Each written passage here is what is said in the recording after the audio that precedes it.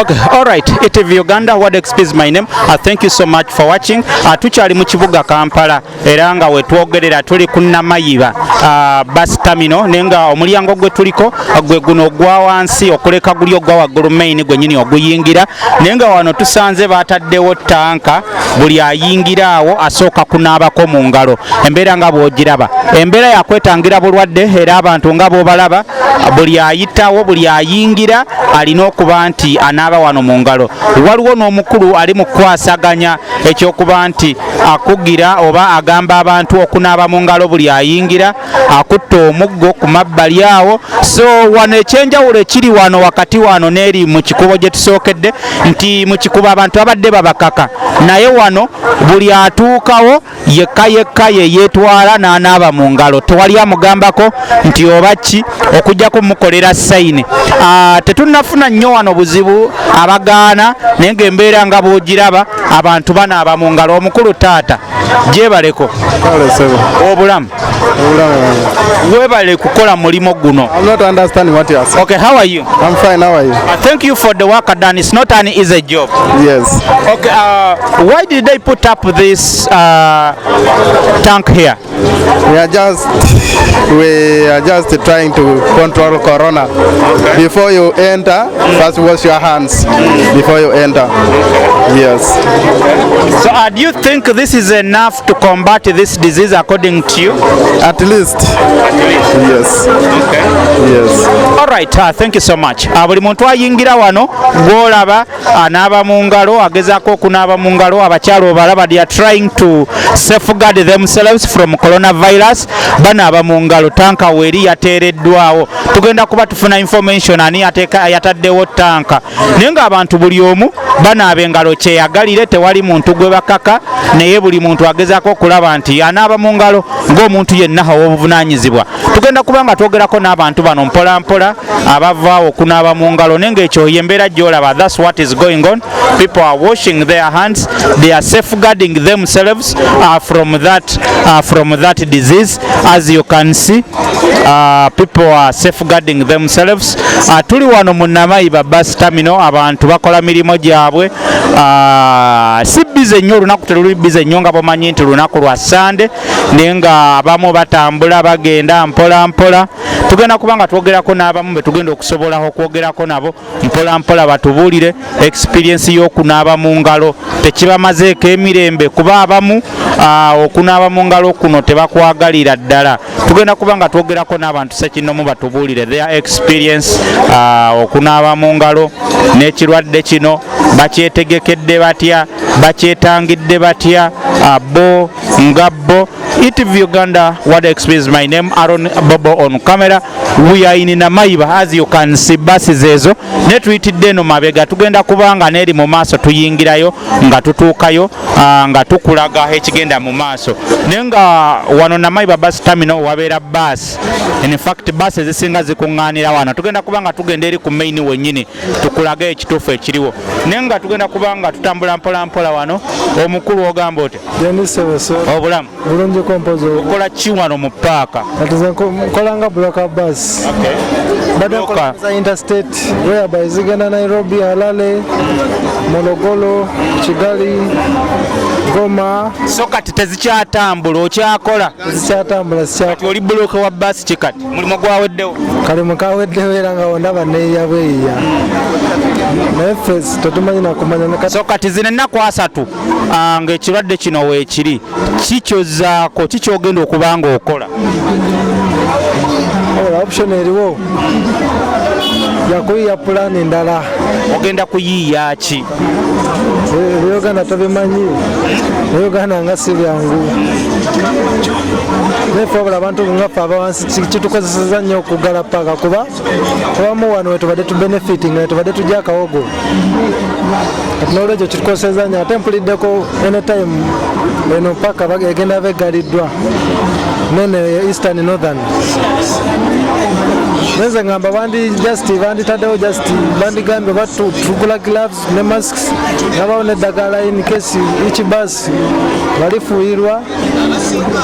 Alright, omukulu tatogamba oti obulamu buwaddewo bwakweraliikirira mwana. Bizinensi nkulaba olina giraavu, bizinensi etambula eti? Bizinensi yo kati era kati nganze nze okufunamu ekyokulya neera nga si ennungi kubanga si gye mbadde nkola. Kino ekiginkozeseza nti okuba kye tulina okukola abantu tulina okubakuuma nga balamu, ntubawa bigiraavuzi ne bambala ne masiki, naye ng'embeera gye tulimu erayo yakunyigiriza, ndowooza nawe era ogiraba kunaaba mu ngalo kwerinda, naye ng'embeera gye tulimu yombi. Obadde okola mulimo ki nga embeera eno tennabeerawo? Mbadde nze ntunda ngoyi za mbubuulo, naye kati engeri gye baatugobyemu tugamba katonde ku bugiraavuzi buno nsobole okukuuma abantu baffe nga pulezidenti bwe yayogedde nga balamu. Giraavuzi zino zitunda ssente mmeka? Giraavuzi zino tuzitunda 55,000 ebbeeyi esoboka kubanga twagala kulyako kingi nnyo, olyako koliddeko n'osobola okukuuma abantu bo nga balamu. Isebo. Alright, wano we tuli paaka ye Namayiba. Eno ye Namayiba paaka. Isebo. Alright, tweyanziza nnyo. Thank you so much for watching. Tugenda kubanga tutambula mpola wano.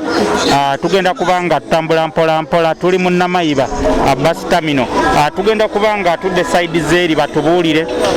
Bangi abakola emirimu egy'enjawulo bangi bali mu kusala ticket. We are going to, as you can see, Namayiba bus terminal bus ndowooza muziraba. Tuli mu kutambulira muno mpola. Tugenda kubanga tubatuusaako buli kimu kye mwetaaga mpola. Tugenda kulaba, twagala kulaba health methods, health measures ezateereddwawo baasi zino ez'enjawulo. Abantu abayingira mu baasi basooka kunaaba mu ngalo, basooka kukola ki, mbeera ki egenda mu maaso. So side wano eno baasi ya Jaguar tetunnamanya bulungi, naye nga wali mu maaso woolengera abantu bangi nnyo tetumanyi wajje balaga wajje bagenda, badduka kirwadde kino bakola batya, tetunnamanya kikiddako, naye nga tugenda kubanga twogerako n'abamu be tusobodde batubuulire abali ku nteekateeka wano mpola. Tulabawo Kampala to Arua, YY coaches here. Tugenda kubanga twogerako ne management, ndaba basi weziri abantu tebayingira, bagenda kubanga batuwamu information. Abantu bayitiridde obungi, tulaba people are still stranded here. Bataata tusaba kwogerako nammwe. Ogamba otya muzee? Jeba lekota. Kusajja bubuli. Bale sebo nawe jeba. Obu bigenda bitya? Agenda babirawo. Okay. Basi ziriyo. So bana abantu bonna baddawa. Abali abo bagenda Mbale ngabo balala Soroti bali stranded. Ngeri yetambulayo tusazeeko tewalengeri kubanga kati wano watu bangi nga tewali. Aba zino basi temuli bantu, lwaki zino tezibatwala oba tezigenda gye balaga? Zigenda Arua. Zigenda Arua. Tezitambula kiro. Okay. Yes, so kati Arua enteekateeka ziri zitya? Abantu mubatangidde batya obulwadde mu zino baasi zammwe? Kati nga ku baasi zino saawa zino tubukinga, naye kati sibetuuka saawa z'okulinnya tubeerayo ne Kagunda banaaza mu ngala mu maaso awo okola oyingire mu baasi. Mubawayo ne bumasiki biki? Masiki zo sijja kulimba teziriiyo. Ebisale bikyali byebimu oba mwabirinnyisizza? YY tetulinyizaako kubanga distance y'emu. Kampala to Arua YY kati sente mmeka? Kampala to Arua mutwale 3 VIP mutwale 4. VIP ebeereete Executive vera 2 seater. Side biri. Okay. Kakati muzeeyi embeera ogiraba otya mwenga abali mu bizinensi y'ebyentambula ebakosezza etya? Eri tweraliikiriza nnyo tetumanyi kikigenda mu maaso. Abantu bawe bali abatambula bagenda Arua? Abantu bangi n'enteekateeka ya gavumenti eya baasi, buli baasi etambulira mu tayimu yaayo obuzibu obuliwo. Tesobola tuuka neeweta neddayo negenda. So mugenda bugenzi temukomawo? Zikomawo mu ssaawa zaazo. Kyobola abantu bayimiridde bwe batyo. Eri bwetuuka erinda ssaawa gye bagigamba otambuliramu. Kati abantu abo baasi eya tayimu yaayo kasita etuuka nga bayingira bagenda. Abo bagenda Mbale. So Mbale baasi y'Embale egenda ssaawa mmeka? zitambulira mu time, waliyo ey'essaawa emu, waliyo ey'essatu, waliyo ey'ennya, ey'ettaano, bwe zityo. So kati mwe mulaba ennaku zino 3 ezinaggweerako bizinesi ebeera etambula eti? Bibi nnyo, tetumanyi. Era buli omu ali kweraliikirira ensonga eyo. Bizibu. Tetumanyi na kigenda mu maaso kyo. Alright, that's why we award XP my name. Tuli munnamayiba wano bus park. People are stranded here. Batugambye bano badda Mbale. People are stranded here. Batugamba obudde bwa bus tebunnatuuka. People are stranded as you can see. People are going to Mbale. Tetumanyi bagenda kuwummula, bagenda kuki. People are very many. Tugenda kubanga twogerako n'abamu abasobodde okwogerako naffe batubuulire why they are here. Tulabe embeera nga bwetambula. Tugenda kubanga twogerako n'abamu ab'enjawulo mpola mpola. Tulabe. So many people are stranded here. Hello, how are you sir? Ogamba ote? Onde bulungi. Embeera egamba ki? Tukulaba oyimiridde wano. Mbeera transport yaleesemu obuzibu. Ogenda wa? Mbale. So basi ez'Embale teziriiwo oba obudde tebunnatuuka? Basi weeziri n'endowooza abantu bangi. Abantu bangi. The buses available I think cannot carry the capacity. Abantu abaliwo. So have you already got your ticket? I've got a ticket, but through a struggle. But the bus is not there to take you still. They are coming, I think. They're coming. The population is big. So there is no other option like the taxis and so on, or this is the cheapest option? The options are there, but now you look at the population, how many people are traveling. Almost the masses of Uganda are all traveling. So did you work from Mbale, or you are just going, trying to run away from Kampala because of this coronavirus? Not really. I work in Mbale, and I brought some pupils this side, Kampala. So how has this coronavirus pandemic affected you as an individual? I think financially it's going to affect me, and generally financial. Have the bus fares increased? I think, yeah, they've increased, apart from I think YY that has maintained its standards. So how do you think, how do you take about these 30 days where things are going to be the same? So many social services have been shut down. How do you think, what do you think is the way forward? How do you think we can really get out of this situation?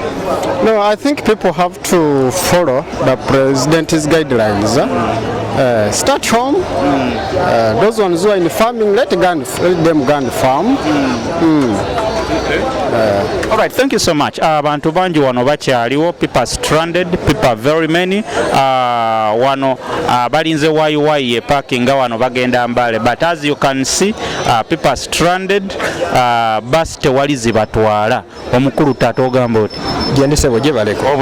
Obulamu bulungi. Ogenda wa tukulaba oyimiridde muli bangi. Ngenda Mbale n'ekiri wano leero kubanga abantu batambula bangi, buses tewali, ne transport buses endala bazongedde.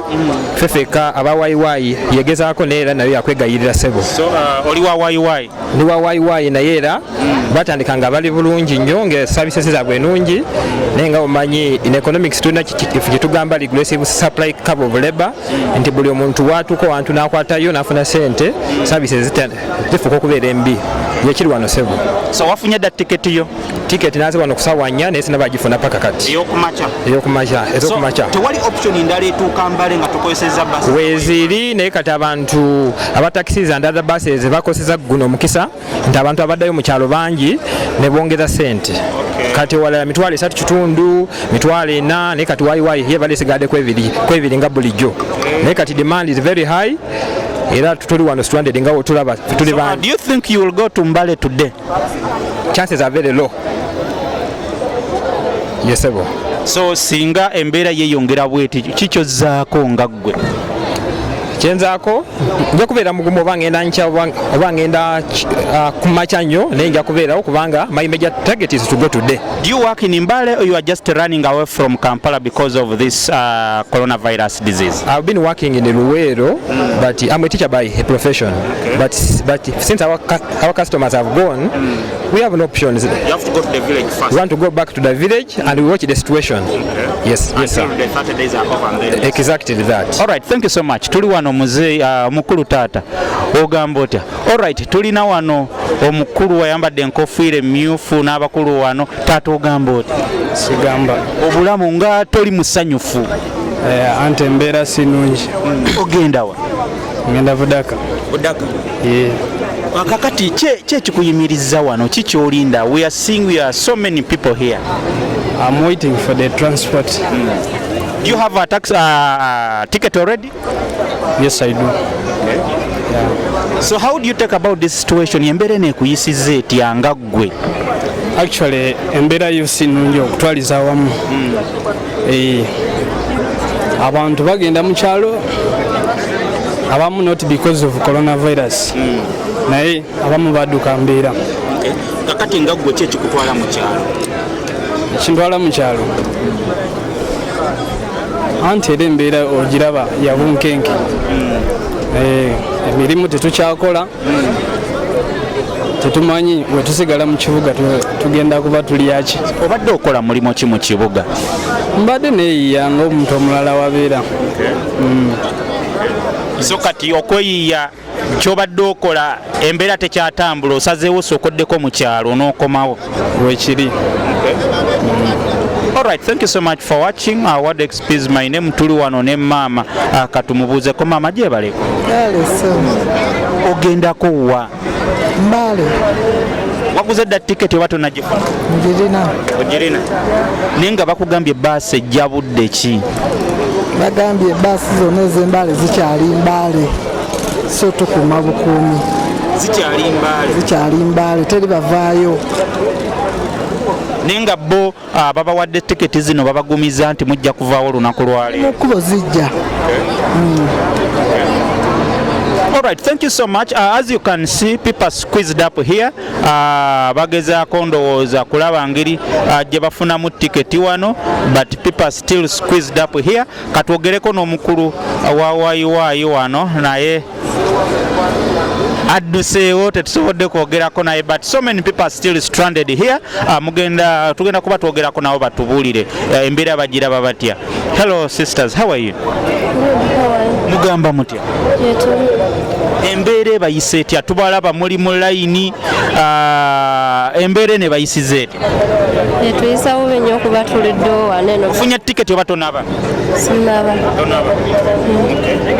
Sister, how are you? I'm good, thank you. Have you got a ticket already? Not yet. So the tickets are there or they are over? It's like they are over, even buses are not here yet, the ones we are to go. So what is the way forward? We are waiting to see whether some buses will come. Yes, please. Don't you have any other option like the taxis and the other bus companies? We don't have any other option because the distance we are going into very long. Yes, please. All right. So you work in Kampala or you are just you had just come over, so or you are running away from Kampala? I do work in Kampala, but we were given a break, so instead of me staying in Kampala, I've decided to go to the village. Yeah. So obadde okola mulimu ki e Kampala? I'm a teacher by profession. Yeah. So abaana baawummudde nammwe ne babawummuza. True. All right, thank you so much. As you can see, people are still chewed up here. Nekyesimanyi bannange mukoze mutya okwetangira obulwadde nga ndaba muli kumukumu temulwalire wano nga basi tezinnatuuka. Mukama gyatuyamba so. God will protect us. God will protect you. Yeah. All right, we are still here. So many people are stranded here. They are in the queue. Bagezaako kulinda line. The buses. So many people are here. As you can see, abantu bali wano bali mu line nga bw'obalaba. Yes, sebo ogamba oti? Ngende jabaleko. Obulamu. Utambula mpola. So, where are you going? I'm going to Soroti. Soroti? Okay. But the buses are not there. Have you already got the ticket? I think not yet, but we hope to get today. So you've been working in Kampala or you are in transit? Yeah, we are transit because of the virus, but then we actually don't know whether the transport is increasing. I work from Kampala here and I'm going back. So why are you going back to the village? You said what? Why are you going back to the village? I'm going back because this virus is very serious and it seems to be, the way we see it, seems to be airborne, not only contact. But you don't have any protective measure, you don't have a mask, you don't have gloves. How are you protecting yourself from now until when the bus comes? No, the virus seems to have come yesterday, so we don't think it might have spread up to the... So you are running away before it becomes serious? Yeah, something like that. All right, thank you so much. We are still in tuli wano na Maiba bus terminal wana wabera buses zembale Soroti, so people are here stranded, tebamanyi banatambula tebatambula omukulu babogamba oti sigamba je obulamu si bubi kimbere kuyisa etya mbere ogira batu maze wano sawa mmeka bazadde saa nga mukaaga kitundu so ogenda wa bali so obadde okolera Kampala oba osomerayo? mbadde nkolera Kampala. Kati ki ekikuddusa e Kampala? Si kudduka, omukulembeze yalangiridde holiday kati oba okikola ki e Kampala? Si kudduka gwe tokiraba si kudduka. So osuubira kudda ddi ng'embeera eteredde? Yanditeredde naye lwakuba nti no abantu tebali kwetangira bulungi. Tunula anana batekinze precaution gwe tokiraba kitini nnyo ate ngaekirwadde kiri kuteera ddala abantu abanene bomanyi abanene gutasoka oli yafudde kino ekirwadde kati gwe singa tetutekinga precaution gweosuubira embeera ejjakubeera etya kiraba. So magezi kigoba Bannayuganda abali eyo? Nedda Bannayuganda abali eyo bafeeyo kuba bagamba nti nokola kino ate gwe toli kiko kitegeera kintu kiri serious naye bo tebakimanyi kiri serious nnyo. Alright, thank you so much. What excuse my name. We are still in Maiba tugezaako. People are still queued up here bambaze saawa 5:06 bakyali wano basi teziriiwo bagenda Mbale babagamba basi zikyali Mbale tezinnasimbula naye nga bali wano tebannafuna tiketi bano bola bonna abali mu line abamu bazifunye dda ne tebamanyi oba banazifuna. Kyengezaako kugamba gwe Munnayuganda yenna ali eyo, please take the health precautions. Naaba mu ngalo oftenly whenever you can, naaba mu ngalo, kozesa sabbuuni, asobola kozesa sanitizer. After that weewala okukwatakwata abantu mu ngalo, kwekuumira ewaka, only travel when it is necessary kubanga obulwadde bwazze, obulwadde bwa ddala, obulwadde bw'amaanyi, obulwadde butta, so take the health precautions. Tuli wano tugenda kusalako tudde side zeeri awali ebbaasi ezigenda eggulu ezigenda e Nairobi tulabe embeera eri eyo eri etya. ITV Uganda, what XP my name, Aaron Bobo on camera. Thank you so much for watching. Thank you guys. Yonna gye musinzira okuba nti mutulaba mwekume, abatulaba nga muri United Arab Emirates, Dubai, Abu Dhabi, Alain, Sharjah, Ras Al Khaimah, thank you so much for watching. Abatulaba nga musinzira Oman, Bahrain, thank you so much for watching. Abe China baganda baffe, abe Singapore, abe Shanghai, abali mu Europe, abali mu South Africa, abali mu USA. Thank you guys for watching. Mbagala nnyo baganda bange. Aaron Bobo on camera. Thank you so much. ITV Uganda, what XP representing. Tukyali mu Namayiba, northern side, basi zolaba. Wano bulijjo wabeerawo basi nnyingi nnyo. Naye nga we twogera waliwo basi bbiri ezigenda mu northern Uganda. Tetumanyi ziddawa naye nga Homeland ebeera yaggulu Kitugumu, something like that. Ferista tetumanyi nayo gye beetambulira naye nga zonna wano we tuli ye northern side, northern section. Embeera eriwo y'embeera gy'olaba nti so many people stranded, bangi abatambula. Tugenda kwogerako n'abakulu bano bo ba HMK transporters Kampala Gulu Kitugum. You can see there they are trying, it is a booking office. So we still want to, how are you brother? Okay, why? Uganda olutegeero oba twogere Luzungu? Luzungu afadhali. Oluzungu. Okay. How is business? Business, anyway, it's not all that bad. It has been going on well. So this is a bus company still? Yep. Where is your bus? We are seeing only 2 buses going to northern Uganda. They have all gone already. They left already, so we are just waiting for those other ones coming, then they load. Depends on the time of the day. So should we say there are a lot of bookings today?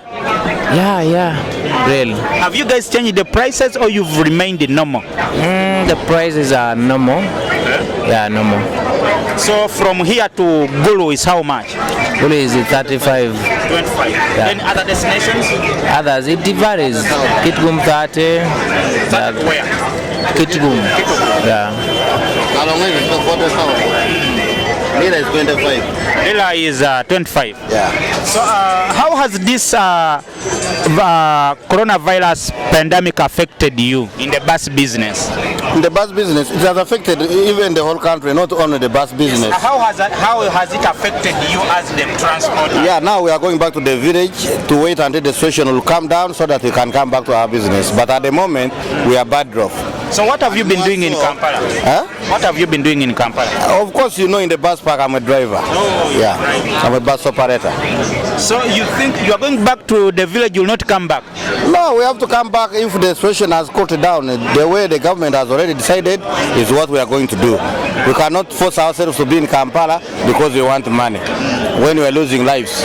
Only that we request the government to provide us some access of services, because most of the people in the village doesn't access gloves as you are putting on, whatever you are putting on in your mouth, it is not there in the village. And they say that they need no contact on anybody. So in the village, people are very busy working, they are sweating, and you'll find that they have touched each other. So I don't know the way we are going to protect them. Out of the 3.1 billion they have removed from there, let them divide it equally to the villages so that it can protect people from dying. We are bad off. All right, ETV Uganda, that's where we are. So many people are still stranded, as you can see. The bus park is empty. Mulimu bus bbiri zokka. Abantu abagenda Gulu, Kitugumu, Lila. People are stranded over here. You can see the booking office here, but it's not much like abagenda Mbale. Nenga mulaba, still people are stranded. Mubalaba, so many people are trying to book around here. They are a little bit stranded. Nenga bus zote zirimu. Nenga echembale cho, eastern side, people are so much stranded. Abantu banji. Wano waliwo bus bbiri ne still era abantu sibe banje nnyo. Abaliwo abatuyinza okugamba nti balinze bus. Nenga tugezaako okulaba tutambula mpola mpola tulabe embeera nga bwetambula batubuulire. Tuline muzeeyi wano tugenda kubanga twogerako naye omukulu taata ogamba otya? English better. How are you? I'm okay. How are you? You are going to northern Uganda or you work here? I work here. Okay. Yeah. So you work as? I'm one of the transporter in this park. Okay. Yeah. So how is business? Business is okay, but now we are having a challenge that people are many and the vehicles are not enough and other borders are closed. No exporting, no importing. I think things will become worse. People will become poor. Those people are not going to work, they're just going to spend. That's what we have learned. So how are you prepared? Because I see we entered in this part, northern section. There are no sanitizers, people are not washing hands. How safe? Yeah. No, we are washing hands. We have in all gates. In all gates, before people enter. Here I don't see sanitizer here. We have the other gate, okay. We have this gate and the other gate, all. Okay. Plus up, all. They're washing hands. Okay. Yeah. All right. So how has this virus affected you guys, the transporters here? Actually, it has now made business become hard for us. Everything has changed negatively. Yeah. All right, ETV Uganda, ODXP is my name. We are still in Namaiba bus terminal. Tuli mu northern side, buses zida mu northern. People are stranded. People are looking for where to go. Tugenda kuddako side zaawali tubeerenga twogerako n'abantu abali wano batubuulire. A little bit stranded, abamu batudde wano ku migugu gyabwe. We're gonna be talking to them. They tell us what's going on here. What are they waiting for here? Have they already got the tickets or they are still stranded here? Hello guys, how are you? I'm fine. How is you? don't want to speak? Hello bro, how are you? Fine, thank you. How is it going? Going. Obulamu. Je buli bulungi. Ogenda wa tukulaba owekedde ensawo. Ngenda lira. Lira? Okay. Lira ogenda kusoma ogenda kukola? Mwana just nvuddeyo bubi mbadde nsoma naye kati engeri gye bataddewo amateeka. Katoddako waka? Nzirayo waka. Okay. Wafunye dda tiketi oba tonaba? Nafunye dda olwedde nninda lugendo. Nenga basi yo tennatuuka. Okay. Nenga embeera eri etya obadde osomerawo? Badde ndi wano Makerere. Gwe embeera eno ey'obulwadde buno ekukosezza etya? Enkosezza bubi kuba kati nga omuntu nga nze mbadde njagala nsome mala okumaliriza ngende nkole ebirala naye kati ngenda kubeera waka nga sirina kyenkola kuba awo nga obulamu tebugenda tambula kati n'omulimu ennaku zino anti olwokuba nze sigenda kubanga ninayo ekyokukola ngenda soma busomi mpozi n'okukola emirimu ewaka. Alright, Toyanziza. Hello guys, how are you here? I'm okay. How is it going? The going is well. You're also heading to Lira? Yes, I'm going to Lira. You already got your ticket? Not yet. Not yet. The bus, the seats are over or? No, the seats are not yet over. Okay. You've been working in Kampala or? No, I was just a student. Student? Student where? At Metropolitan International University. Okay. So how has this crisis affected you? The crisis? It has affected me in a way that I know now the only challenge we are facing is the issue of transport. Because if it was not there, at least we are not going to go back. But due to this corona, we are facing the issue. Stranded without doing anything? No, I was just at school. All right, thank you so much. ETV Uganda, we are still here. Yes, sir, how are you? I'm not okay, sir. You work here? Yes, of course. As who? As a senior blocker. Okay, senior blocker. Yes. Kitegeeza ki okubeera senior blocker? Kitegeeza nti olina okuteesa bulungi n'omusabaze n'akkiriza basi gy'okoleramu kati nga wenkolera ku Yabot coaches. Yes. Senior blocker omulimu gumazeemu bbanga ki? Gumazeemu kutandika mwaka 2000 nga tukyali ku kwaliseera. Kati senior blocker obulwadde obwetegekedde otya? Tolina masiki, tolina gilavusi, emirimu ogikola otya? Bakasitoma bakwata ku mikono? Kati wuliriza omulimu guno si nti simanyi ennaku zino tulina etegeka muno mu paaka buli ayingira oba omusabaze naffe kennyini tulina okunaaba mu ngalo ate tulina okuba omuyonjo nga wolengerangere gye ndi muyonjo n'oyoteesa n'omuntu nga tomukuteeko ku mubiri gwe nomugamba waaye baasi evaayo egenda Lira oba ggulo saawa zino ye baasi ki Yabot oba evaayo saawa 6 n'omunyonyola n'akkiriza ebigambo kati ku bulwadde buno gye bagamba sisuubira nti muna Uganda weeri yatuuse dedda. All right, thank you so much. We are still here. Some people are seated here. They are waiting for the buses. I assume they are going to Lira. How are you, brother? I'm okay. How is it going? It's not bad, it's good. You already got your ticket? Yeah. You're heading to where? I'm going up to Lira. Lira. So have the bus fares changed to Lira or have remained the same? It's still the same, the way it was. Okay. So what have you been doing in Kampala? I wasn't around, but I was just from Fort Portal. From Fort Portal. But I've just reached recently, just today. So I'm heading back to Lira. So you work in Fort Portal? Okay. Yeah. So why are you running away to Lira? I'm not running. I'm going back because I have to save my life, and also, you know, when you are at your homeland, anything that happen, those one at home, they can help you or they can take care. But if you are within your but if you are somewhere, no one can even give you all the responsibility.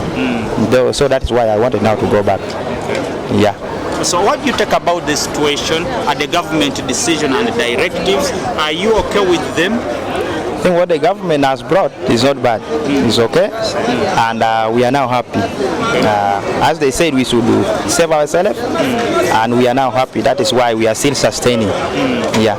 You are traveling to Lira, a very long distance. Yeah. You need to have some health precautions. I assume you've washed your hands, but still that is not enough. Do you have a mask or maybe some gloves, because you're going to be sitting near to people? How are you going to safeguard your people, your own self in this long distance? In fact, if government wanted now to protect us fully, all those things we have to provide it free without paying. But I think people, they are saying 2,000, they wanted now to get a profit. So I don't know what government should do. So should we say that these masks are quite expensive for now?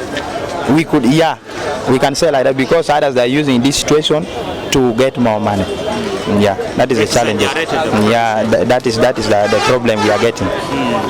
That is, you could see others, they are not putting on due to the price that people, they are now having by themselves. Yeah. All right, thank you so much.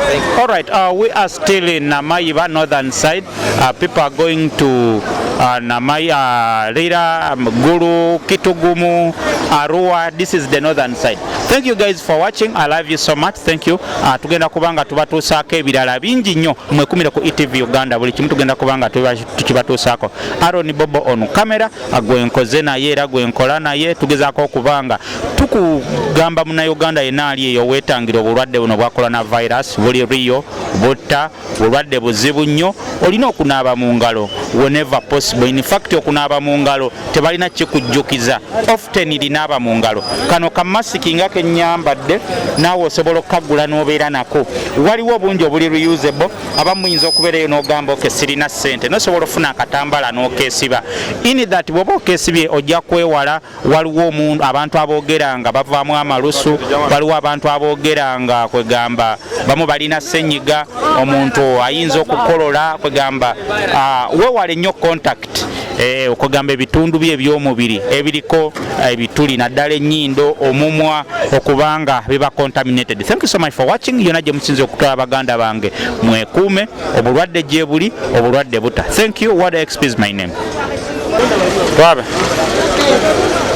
Alright, ETV Uganda, Award XP is my name. Tukyali mu Namayiba nenga omulyango gwe tuliko gwe mulyango ogwa bus ezigenda wabweru wa Uganda, gamba nge Nairobi, gamba nge Kigali, gamba nge Dar es Salaam, gamba nga Rwanda, nenga we tuli waggale gate nzigale era ne bus ezimu teziriimu. As you can see, embeera gy'olaba President Museveni olunaku lw'eggulo yalagidde tewali baasi, tewali muntu yenna akkirizibwa kuyingira Uganda kebeera ennyonyi, okuggyako nga ennyonyi eyo eriko migugu, eriko maali y'abasuubuzi, oba emmotoka eyo ng'eriko maali y'abasuubuzi, naye ng'abantu tebakkirizibwa kuyingira.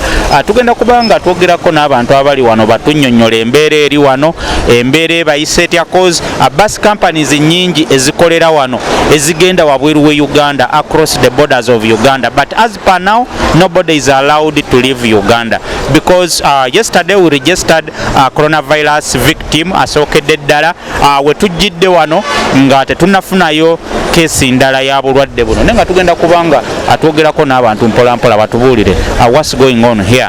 Embeera eri etya, tulaba gate nzigale, when you try to access here eno yebadde main gate naye waggale, tetumanyi kikiddako, tetumanyi kikiriwo. We're gonna be talking to some people here batubuulire embeera eri etya, kiki basuubira ekinaabeerawo muzino ennaku 3, ki ekinaddako. Mbagala nnyo baganda bange mwekumire ku mukutu nga bwe tugezaako okwogerako n'abantu abali wano abali ku booking offices. So many people are here. Tugenda kubanga twogerako nabo batubuulire embeera etambula etya, business what it means, kuba wano wabadde wabeera busy nnyo, basi nga zijjudde, ne kati wetwogerera tulabamu basi ziri 2 zokka munda. Awo mukulu taata ogamba oti Sinnabigamu. Okolera wano muzeeyi? No, I just came here, brought my... You just brought. You are taking them to where? This have been some sending them home for my children in Moyo. Where? Moyo. Yeah. For children. Okay. Yes. Okay. But it is closed here. They closed. They don't know how. They don't want us to enter inside that. So until they buses to Moyo are here or the other side? Moyo is here. You can see them here. Divine Coach and Sawadi. All they are here. BTC, so on. Yeah. Okay. So how is the situation? The situation is not bad, but we are also trying to avoid the disease. But we see we are not protected. You don't have mask. Actually, I was having it, but it gets paired. So from here I'm going to buy. So here is booking office for Moyo. Yeah, Moyo Ajumani. Okay. Gulu. Moyo Ajumani. Yeah, Nigulu. Yes, like that. They're all booking here. Yeah. So all right, thank you so much for watching. Embera bwetyo bweri wano tugenda kubanga tukuwa ebisinga kaawo. For now akatugezeko kuba nti tugenda mu bifo ebirala. But as you can see, bus zili closed one ziri across borders zote ziriwo, tewali nnyo kigenda mu maaso, naye nga tugenda kubanga tugendako mu taxi park nayo tukuwa ekifaananyi ekituufu ekiriyo. Abantu bangi betugenda okubanga twogerezeganya nabo, naye for now katugendeko mu taxi park tulabe embeera eriyo, tugenda kubanga tubawa buli kimu nga bwe kitambula. Mbagala nnyo baganda bange.